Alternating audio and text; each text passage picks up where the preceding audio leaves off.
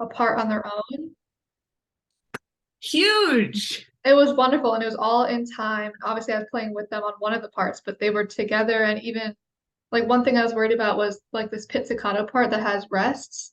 And I was like, they're gonna either rush or it's not gonna align, but it all worked out. Like their Yeah. internal beats were going and There's they did like it all kind of the way. some syncopation happening in that pizza. Yeah. Yeah. Um, so were they reading music or did they write in the notes? It was they're reading music. Amazing. So they were Yeah. working on I Can Read Music books to get to the point to be able to read Fancy Fiddles. Yeah. Amazing. Okay, we need to like share that with parents and we cannot let them slide at all this summer. And we need to continue into next year, picking up where we left off with Fancy Fiddles and beyond. Do you guys, is anyone familiar with that piece, Fancy Fiddles? Quinn, your kids did it at Franklin, right? The previous year? Or are you just, Yeah, they did that the first half of the year with um the teacher they had before me, yeah, and then they had finished it already by the time that I had started.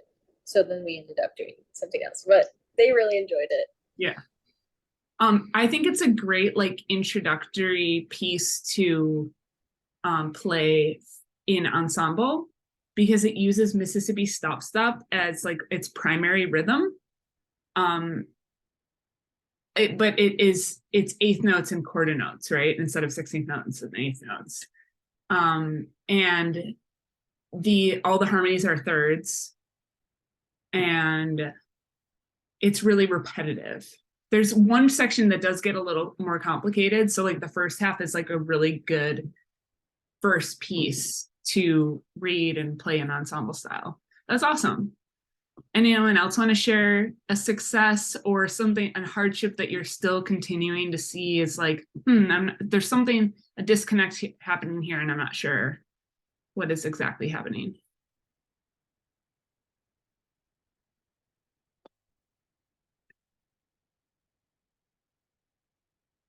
Emma, any successes for Um, Franklin? Or was somebody going to say something? oh, sorry. Oh, Emma can go. sorry. Okay. Yeah, so both of my classes at Franklin and Skinner did Twinkle graduation, and that's obviously like a really, really big deal. And very exciting, and seeing kind of the motor skills start to click and things start to make sense. A hardship maybe when they're that young, I think, there's so little rep, it may be hard to find like a really wide variety in the class. I think that might be kind of hard. Yeah, that's a really good point. Like, how do we continue to engage while we're working towards this huge mountain and climbing this huge mountain of the Right. What are some things? And I'm hoping to like dive into that today and next week, which is the game week. But yeah, that's a really valid concern. And are there arrangements that we are adjacent, that we can introduce to help them build these skills? Like French folk song, Merrily We Roll Along, Hot Cross Buns. Mm-hmm. Is this repertoire that we could possibly integrate into next school year so they feel like they are making progress despite not really, they're kind of just like, it feels like you're doing the same, you're doing Twinkle forever and ever and ever. Yeah. Yeah, totally. And hot cross buns, and there's some other ones. Right, hot cross buns. It's still like developing your motor skills, associating what you're hearing to what you are playing. You could use ear training, framework for it. Okay. Anyone else want to share, Micah? So we're sharing successes that our classes have met in the last week or two, and then anything that continues to be like a struggle with either this curriculum, with the classes, something, it could be behavior management. If you have anything you can share, if not, that's totally fine too. Well, a struggle that I definitely had because I took over a class halfway and then all of the way, like 3 weeks before the end of the year, is differing levels of students based on things like engagement and attendance and at home practice. And I had a relatively extreme case of that with one of my students just really like not being up to speed at all on the rep. At Raven, by any chance? Yeah, it was a bit of a struggle. And so I'm sure that there would be many more ways to deal with that if this was a cohort that I was teaching throughout the entire year. I had more time to like seek additional help and like kind of course correct on that. But I don't have a lot of like solutions to that right now, but that's the first thing that pops into mind for challenges. Yeah, and one huge challenge with that is Raven is a student who was behind from kind of day one. And she probably should have been in beginning, but that would be like a huge demotion for her not being with her friends. So like possible solutions for that is we could offer extra help lessons. We did offer extra help lessons and they weren't interested or they didn't follow up with those. We offered free extra help lessons, in fact, to get her caught up. So what to do in that scenario? There isn't a huge amount of things except like having a discussion with parents about how it would be probably maybe more beneficial for them to go back to beginning year. And that's a hard conversation to have, you know, unless you take advantage of our free private lessons. So yeah, that's definitely a struggle. If anyone else wants to share some, Preeti, I know you were going to say something. Oh yeah, one of like the hardships I was going to talk about was my other class. It's only 2 students, but like one of them is like very like interested in playing and she practices every week, and then the other one doesn't. And it feels like sometimes each week, like she will have learned the new things we have learned the week before, but then I'd have to work with the other student just to get caught up on re-remembering what they just learned. So Yeah, that gets more and more difficult as you progress, right? Because you're doing a lot of repeating of the lesson prior in the beginning year, and you have higher expectations that the older they get, right? I like to have this sort of philosophy to make an assumption that no one in outreach is practicing. Just assume that, you know, and plan for that. So how are we going to incorporate practice that is fun and exciting during our time together? And like, I do think that there has been a lot of stress associated with teachers talking about practice in classes. They go home and they bring the stress to their parents, and their parents are stressed and they bring that stress back to me. And it's like, woof, okay, let's backtrack a little bit. Yes, at home practice is great. Not everyone's going to be able to, and it really creates a dynamic of some students being acknowledged for having practice at home and other students who do not have that time, and parents hoping that that practice can happen during class. That dynamic feels can produce anxiety for some students, you know. So luckily in a class size like 2 to 3 kids, you can give them assignments to go and practice something on their own in the corner and give kids more individual attention. But like, what are some things that we can do to facilitate that practice during class too, and doing review at the beginning as part of our warm-up? It's a tough balance with outreach, that you can have higher expectations in a private lesson and actually be like, okay, let's get our money's worth here. I'm seeing the parent in person. I'm going to talk about this being something that we need to strive for more.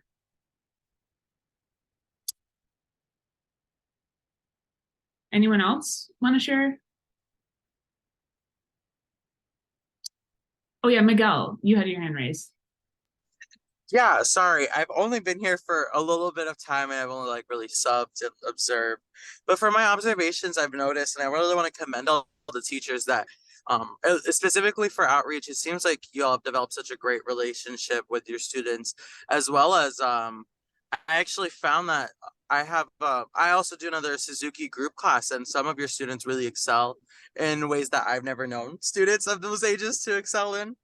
Um, but That's another awesome. thing I was thinking about while you were saying the whole thing about practicing for outreach, I was wondering, like, do we implement the 100 days of practice with outreach as well, or is there anything way that we can make like a collective like practice competition for outreach that's specific to them so that we can kind of like encourage it at home, have little cute prizes and stuff? Yeah, I love that. I mean, we do that. We do the 100 days of practice, and the 50 and 25 days of practice goes out to everyone. And a lot of outreach kids do take advantage of that, and they make huge strides because of it. Whereas some parents have said to me, like, please don't make my kid do this. We do not have the time for it. They're literally at outreach until 5:30. It's time to go to dinner, and then bedtime right after. So there isn't a huge amount of time for practice. It's so it is a tough balance. There are things we can talk about it, but like I said, it does add this added stress. We do have free classes on the weekends for our outreach families. We could do something where there's a prize for coming to the extra classes, or like if you come to 25 of them, we could do something like that. That shouldn't be a huge amount of stress, and that could be focused on those kids who come with their parents on Saturdays. Or maybe we really drive it home to those kids who come on the weekends. Quinn?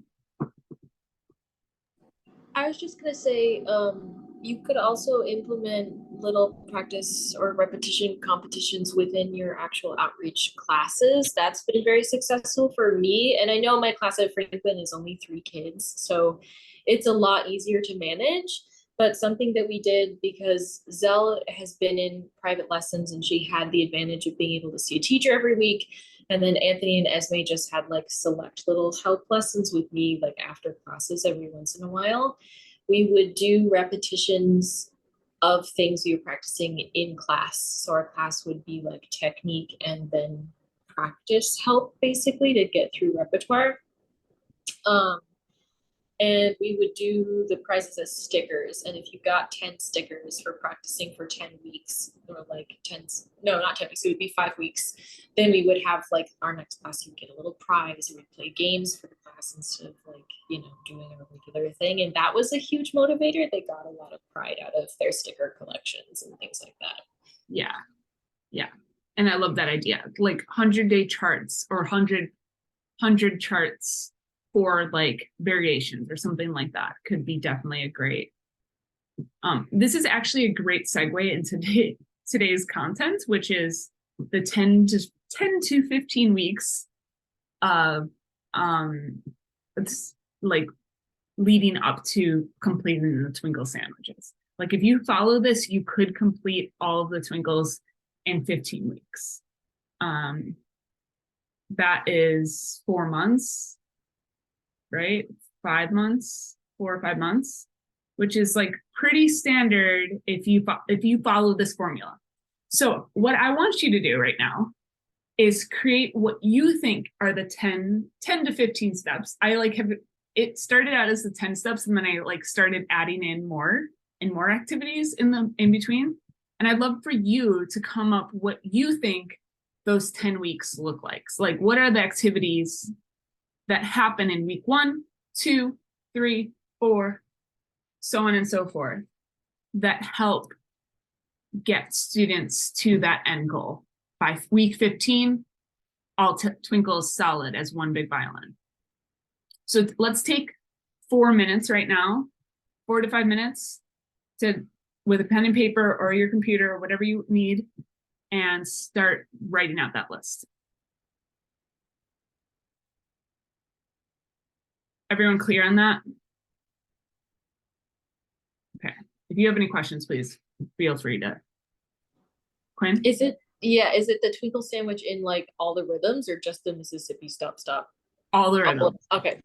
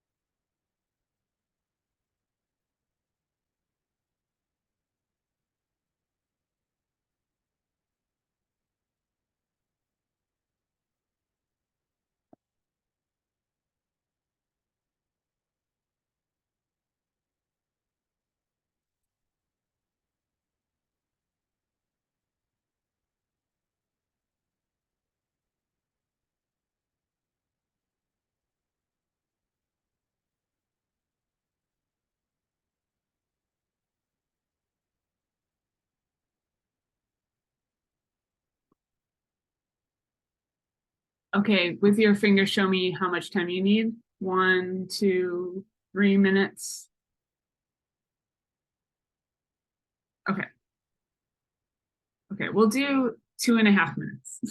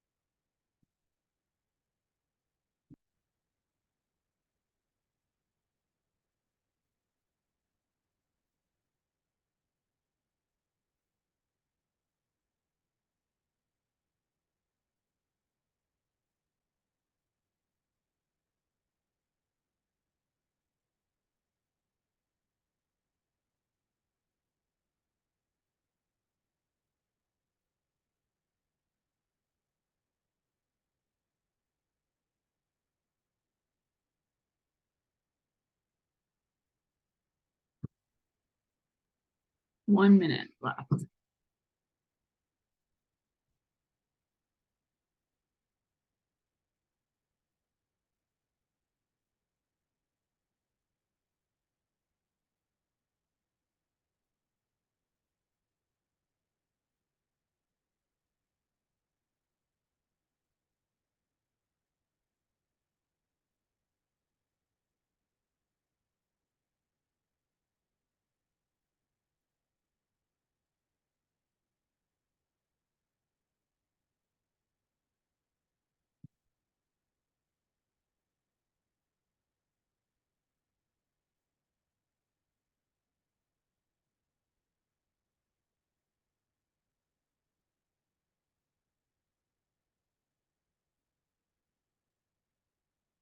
Okay. If you're not done, that's totally fine. You can fill in as we go along. Hopefully you will grow this list through this discussion. So what did everyone say for their first week?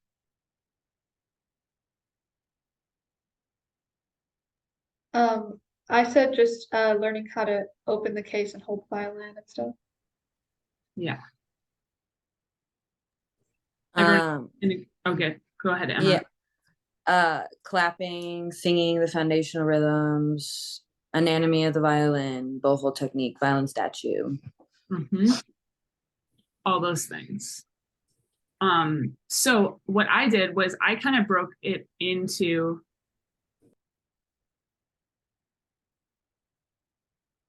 first step being really about this position checklist and really establishing that foundation. And step 2 was singing, identifying, clapping, moving, scrubbing rhythms. Because that first week, they're not going to like be fluent in those rhythms, but maybe by the end of week 2, they will be able to clap the entire rhythm. They'll be able to repeat back the rhythm. They'll know all the rhythms if we're doing it enough. If we're really doing a lot of repetitions in week 1 and week 2. So I kind of divided those into 2 weeks. I added like one fun way to make this engaging and this engaging. I love to have a bow hold puppy that checks bow holds, but oftentimes these days I like make sure that everyone likes a puppy because some kids are actually afraid of dogs and they don't want that puppy touching their bow hold arm. So I'll have a variety of stuffies and ask them, what animal do they want to check their bow hold. And I just have the puppy just sniff their bow hold, like, and then like go, like, I approve. That way it takes ownership and responsibility off of me. I'm not teacher, know-all, say-all, is the know-all in this situation. It's the puppy who's approving the bow hold or not, you know. Anytime I can take myself out of the equation, it helps make it less of a power dynamic between the teacher and student.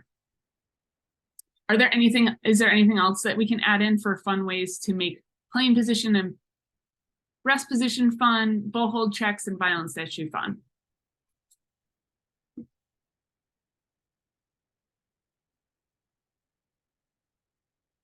What about singing the rest position song and the rest playing position song?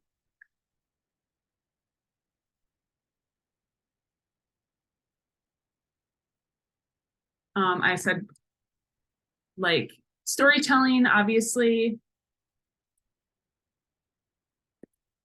right? And stuffies to check.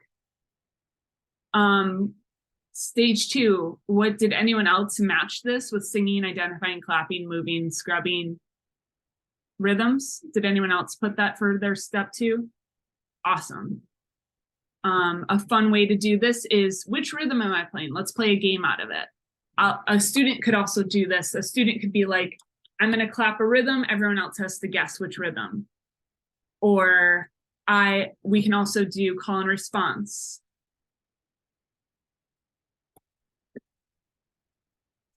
We could also do, what else could we do?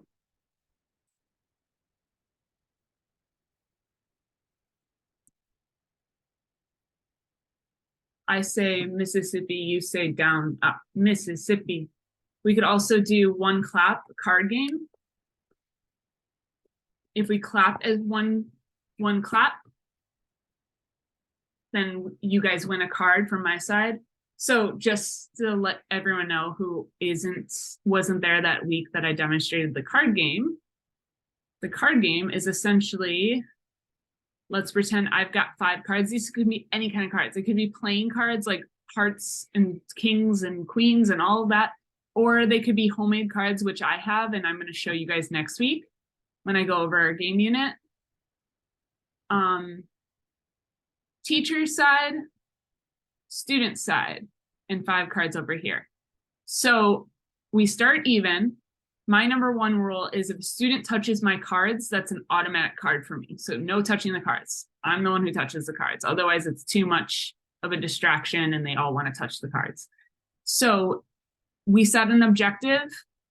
Whatever that objective is, I'm going to be super, super specific about this. So like I said, our objective for this game is we have to clap like one big clap. I might be more lenient the first time. If it's kind of staggered, I will still give you a card. If it's really like one kid does not start with the other kids, then I will probably take that away. And I'm going to get even more and more strict on this as we complete the game. By the last one, it should be the best clap I've ever heard in my entire life. It should be the one giant hand clapping together. Does that make sense to everyone? So when I say card game, that's what I mean. That's my go-to game for literally every single objective. I could use it all year long. It'll never get old for me anyway, for when I play it with kids, because the objective will always change. It really is just a visual representation of their successes. And it helps them to see when they're successful, because sometimes it can feel like, as a violin teacher, it can feel very much like I'm telling you everything that you're doing wrong and not enough what you're doing right. So the card game is a great way to show kids that they're going in a positive direction. Anything else for this step 2?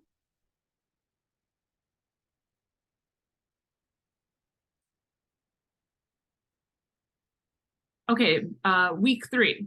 What are we doing? What do you guys think?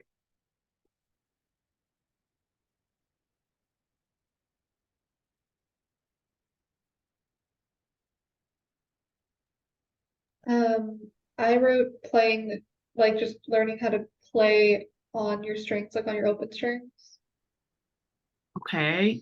Yes, I agree. Does anyone want to get more specific with that? Maybe the playing between the tapes. Yeah, I like that idea. That's a good third step. I wrote just the down up of Mississippi Stop Stop, really breaking down the rhythms. Can we go down and then we can go up? I'm gonna add here, playing between the tapes. What's something else we talked about in this goal besides playing between the tapes? Tapes on the bow. Just being able to go down and being able to go up. Yeah. The correct contact point of the bow hair on the string is more important. Contact point. Yeah. I'm While not having that, I'm not going to talk about, I mean, unless you have a good way, I don't usually talk about the contact point with kids in the beginning year. I usually find it for them and put the tapes there at that contact point. yeah. So I could just do this.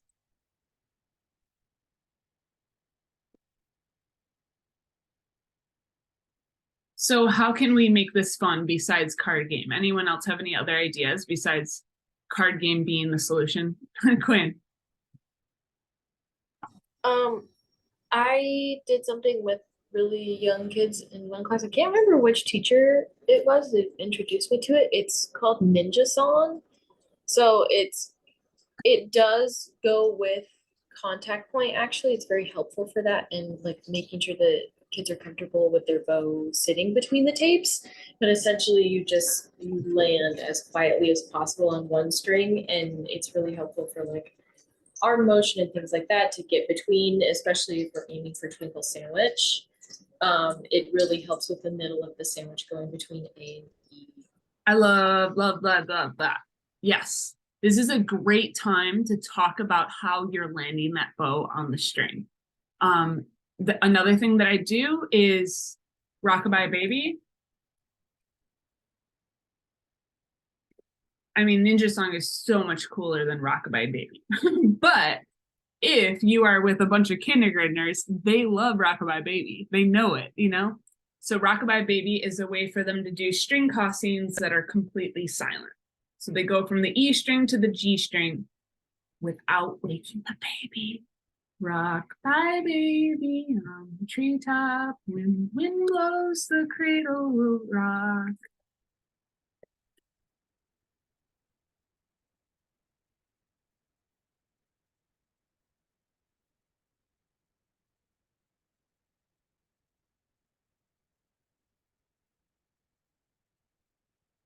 That is a great, like, these are two great initial exercises before jumping into a card game for down up Mississippi Stop Stop. So let's do a round of Ninja Song.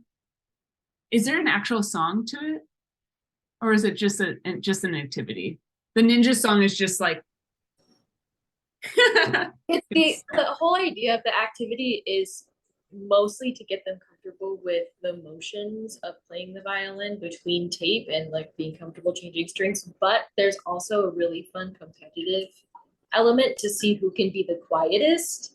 And I've had classes be like 4 or 5-year-olds be completely silent for like 5 entire minutes trying to be the quietest ninja. So it can be really nice and like also a very good reset point for a class if things start getting really rowdy, which is also kind of a plus of Ninja Song.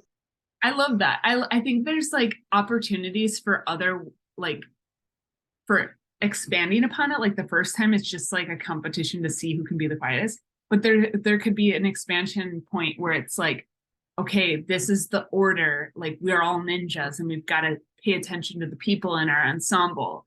I always go after Quinn, so as soon as Quinn has landed it, I've got to go. And it could be like this, or it could be a way of or they've got to move around the room very quietly also, and they've got to put their bow on the string very quietly. I love that activity. That's amazing.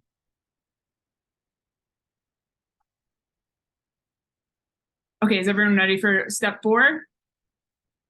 Okay, what did you put down, Mike?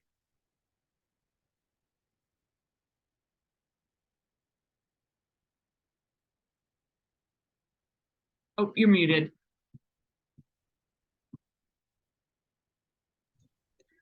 For step 4 is to implement more rhythms once we're able to play Mississippi Stop Stop, get through all the rhythms so we can start to use them on like that, being able to play them on open strings or setups for future. Mm-hmm. This is a great, like, card game can be used a bunch, but I think there is also opportunity for like using other external tools like beads. I showed you my bead necklaces. Once students have completed a rhythm, they get a bead. Or like I was showing you that first class, and I'll show you guys again next week when we get into the games unit. But I also had cutouts of each of the rhythms. So simple cutout of a strawberry out of construction paper, just the shape. The kids could color it in too, but they've earned their strawberry blueberry badge. So every time they've gotten a rhythm under their belts on the E string or E and A string, they've earned their badge, you know? And they collect all their badges in their case, and they've got a strawberry, they've got a pony, they've got a river. Mississippi Stop Stop, I used hot dogs because it could be Mississippi hot dog or pepperoni pizza, a pizza slice, something that represents their success. And it really doesn't take that long to cut these out of construction paper, and it just makes it adds a little cherry on top to their day in their class that they, if you didn't recognize it at all, it might not feel as climactic, or it might not feel as much of an achievement as it actually is. It's like pretty cool. Like after week 4 or 5 weeks, they can play all these rhythms on their violin. It's pretty cool. And we should recognize it whenever we can. So I'm going to put that in here too. Giving students badges for completing each rhythm. Strawberry for strawberry, pizza, river. Okay, so this is how I break up the steps. First step, I only care if they start and stop together. I do not care about anything else. So we're going to set a goal. Our first card game rule is everyone must start at the same time, everyone must end together, and that's how you earn a card. Okay, we won the card game. Let's go on to the second step. You must sound like one big violin, so it should sound like the rhythm. And then the third step is you must start with a down bow and end with an up bow, or like whatever that is. So we have our bowings are correct. We could also add in step 4,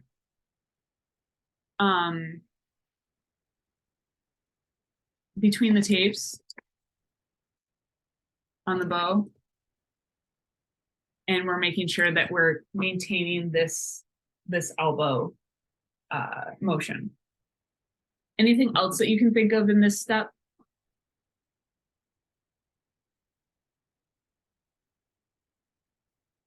Any other ways that could add fun element, Quinn? I was thinking about it, but I think it might be better in week 5, so I'm gonna move it. It might not be as fun as you were thinking. No, I just think it might be better in week 5. 5? Okay. Anyone else before we move on to week 5, and I'll just have Quinn share out.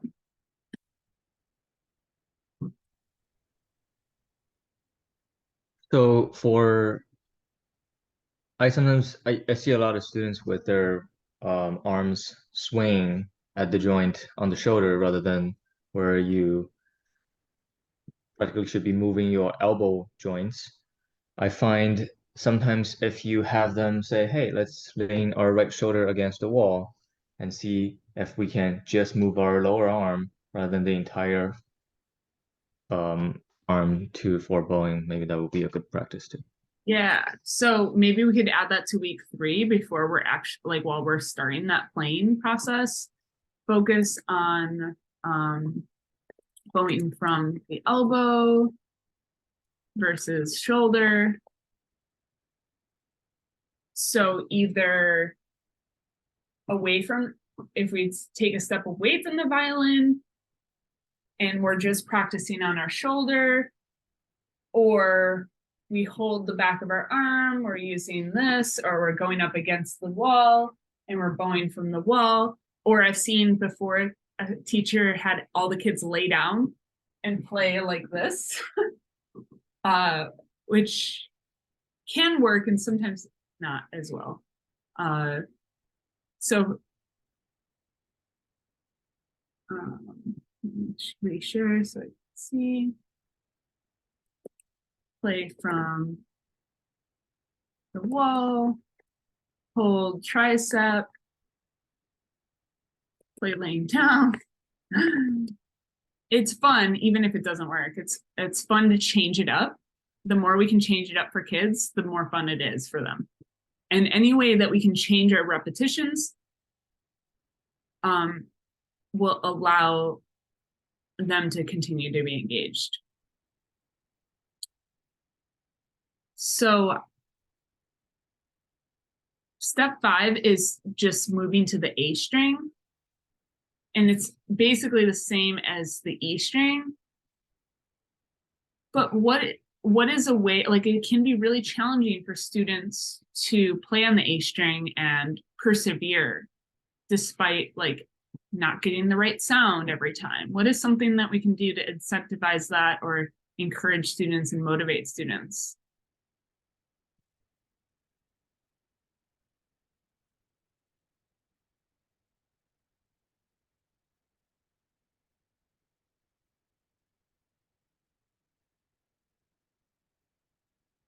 Maybe we bring the ninja song back.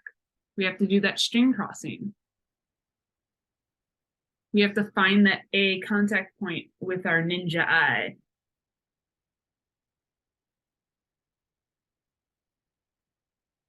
We could pluck it to actually, like, keep our eye focused on it. We could pretend, we could put glue on our string to get it glued to the A string. Imaginative play with this. They could, yeah, go ahead.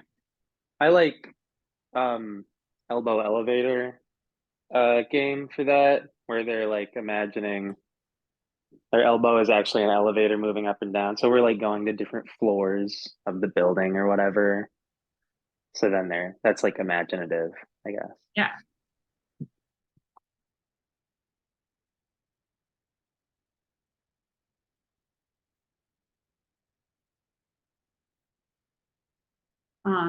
Maybe there is a game specific to the A string.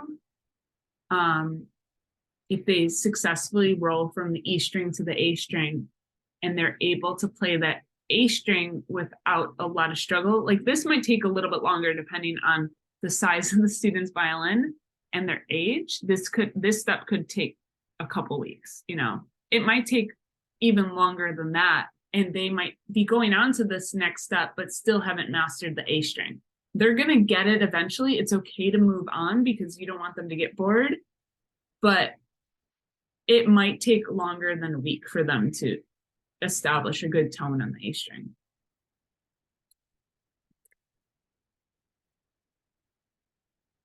So I also said orally identify the difference between A and E. Starting that earlier is better, and I kind of wrote that at the beginning.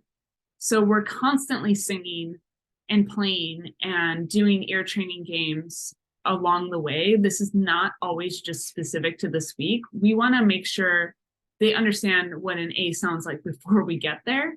That's part of our Suzuki, like, lesson planning approach, is that we're always, like, prepping them a week ahead.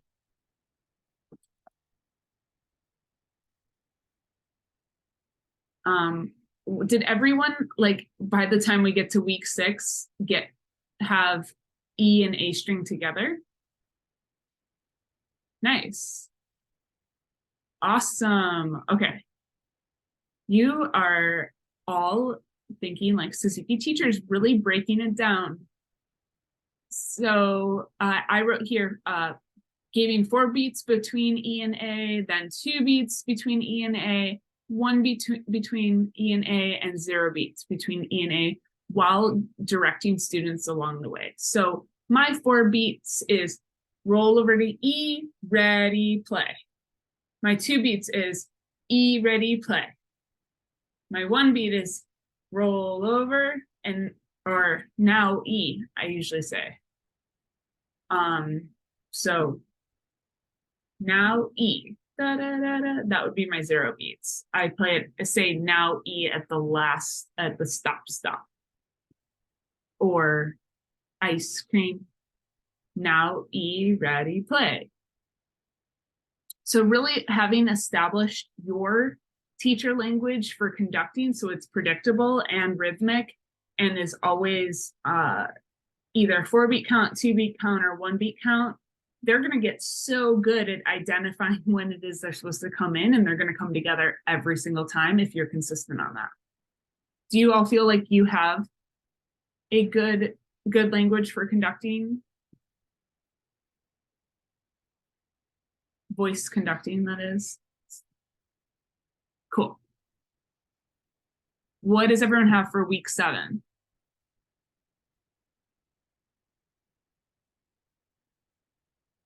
Quinn, go ahead. I'm not sure if this is maybe a little bit too rudimentary, but I thought this would be a really good time to introduce the concept of like finger tape and 0, 1, 2, 3 on the A string and the E string, so then we start playing rhythms going up from 0 to 3 on one string and back down, and you can make it a game and kids get to choose like what rhythm, what string, things like that. Yeah. That would be a really good precursor. I wasn't having them go from the A to the E or back yet. Just because I feel like if I was 5, then that would be really like a lot to think about to try and like use my left hand for the first time. Yeah. But yeah. No, yeah. I just like my week 7 is just F sharp, establishing that first finger on the E string. And before that, we're talking about F sharp and we're listening and we're maybe identifying F sharp orally between E and F sharp. But I love to just like put the tape on them, but this isn't always achievable. You might have a class of 8 kids and putting on the tapes can take a really long time. But it is kind of fun to like be like, oh my gosh, you graduated to tapes, and now all of a sudden there's a tape there and it draws their attention to it in a new way. Whereas if it's already there, it is it's maybe harder to get them to put their first finger on the correct tape, because if there's 3 tapes there, then their finger doesn't know which one's the first one. They want to put it on the 3rd tape because that looks like the first tape to them, because the way that they're looking, it's the first tape. So it's kind of nice to put the tapes on yourself, but like I said, it might not be realistic depending on your class size. Did everyone else establish tapes at this point, fingering? Okay. So identifying difference between E and A and E and F sharp orally, practicing straight mirror wrists, ski slope arm, tabletop fingers away from the violin. However you want to do it, like I was telling you guys, the thing that I found to be most successful is the hammock hand. So if there is a space right here for the little animals to hang out, and your fingers create a tabletop on the violin, so you can balance a pinky there, and I could go skiing down your arm. Those are my 3 markers that I found to be most successful. So I'm going to check. Did everyone see my left-hand position video that I sent out? Let me show it to you really quickly, and I can just demonstrate how I did this.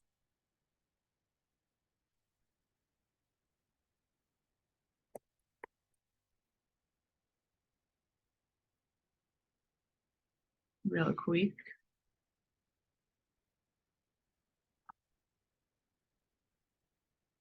I spend a significant amount of time on the left-hand position in this time and use a lot of stickers and a lot of like, put your violin down and put it up. Let's see who has their hammock.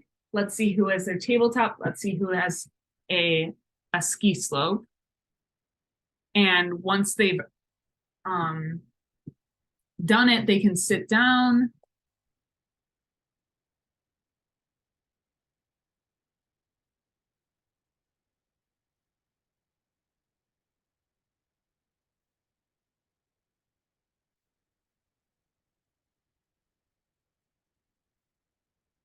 If I can't find it in 1 minute, then I will.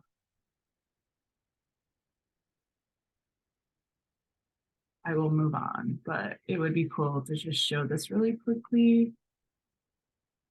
If I can manage. My computer's just being a little slow.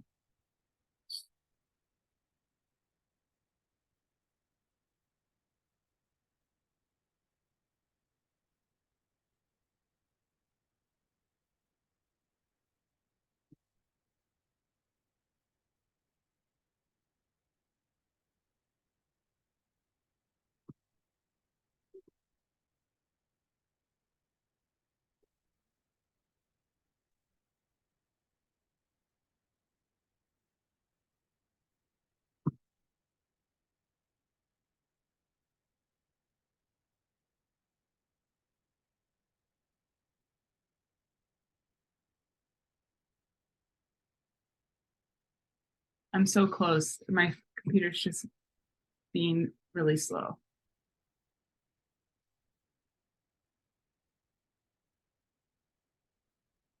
Okay, I'm just realizing something right now. Have you guys been able to hear me okay this whole time?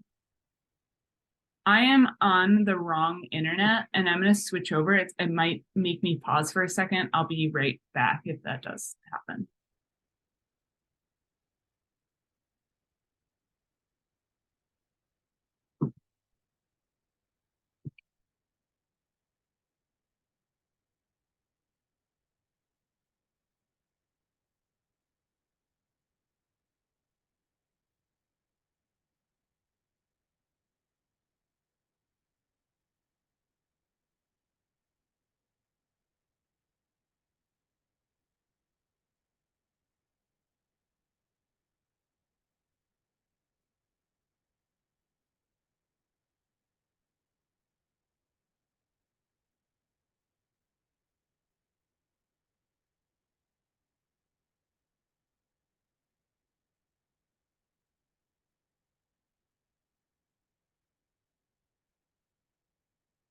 Okay.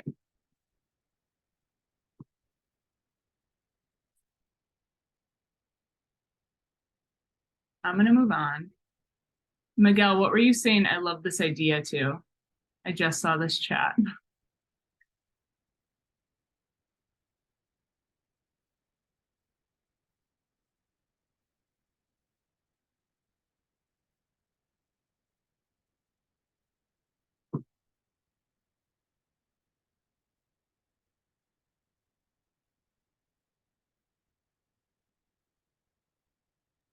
I don't think that Miguel is here. Yeah, where is Miguel? Okay, I'm just gonna pull this up. Because of my internet, it was like going at a snail's pace. I'm gonna send it to you in the chat because I just like texted it to myself and I should get it on my computer in a second. So as you can see, it's still like loading.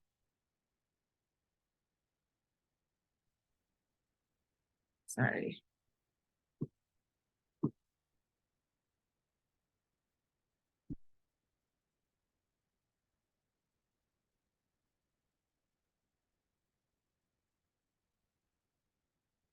Do you guys just see a white screen or do you actually see the handbook right now?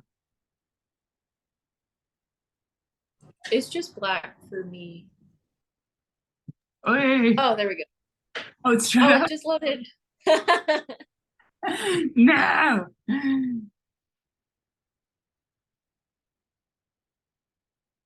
Okay. Here we go. Okay. No, still the wrong thing. Hold on. I'm so sorry, you guys. I have too many tabs open.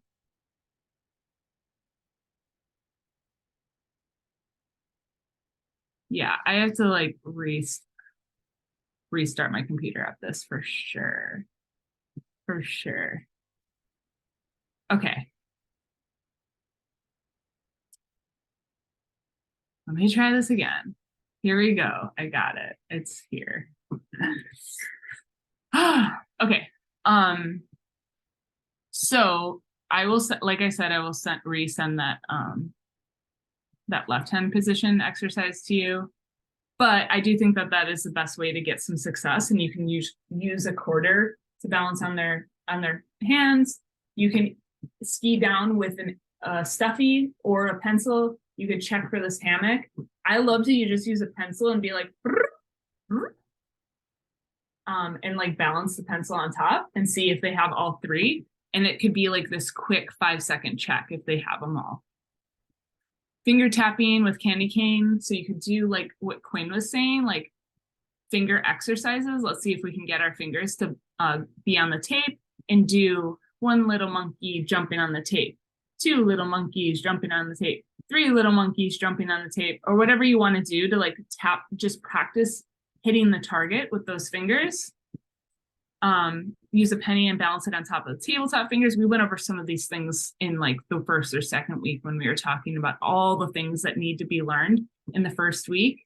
I mean, in this first year, and what kind of things do we do as games to reinforce them, right? Singing the flower song and identifying orally which part of the song we're singing. And then we've got officially F sharp and ability to play flower song. Now it's 3:01 right now, so I want to make sure that you guys all have access to this and can continue going through this if you would want. But my whole thing about going through this step by step is like, if you can think about teaching the twinkles in this way and making sure that you're breaking down those steps in really minute ways, you can teach any level, any song, any piece, any concept, if you're breaking it down in the same way that we can break down these twinkle variations, right? So I also think that if you can teach beginning, you can teach any level. If you can teach beginning successfully anyway. So I like to really focus in on beginning in this training. And we might have some intermediate and advanced trainings next time. So this is a 1-minute video. If you have to go, I will make sure you get it in your email, but I'll play it for you right now if you want to stick around, and then we can say bye from there.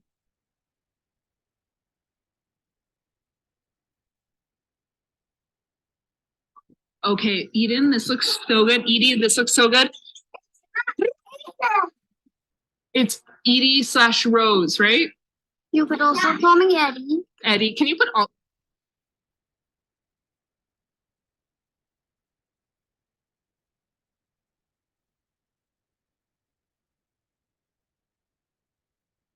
I'm not sure. Okay, my internet is like not doing so hot right now. So I'm gonna just send this to you in your you can look at it in your email.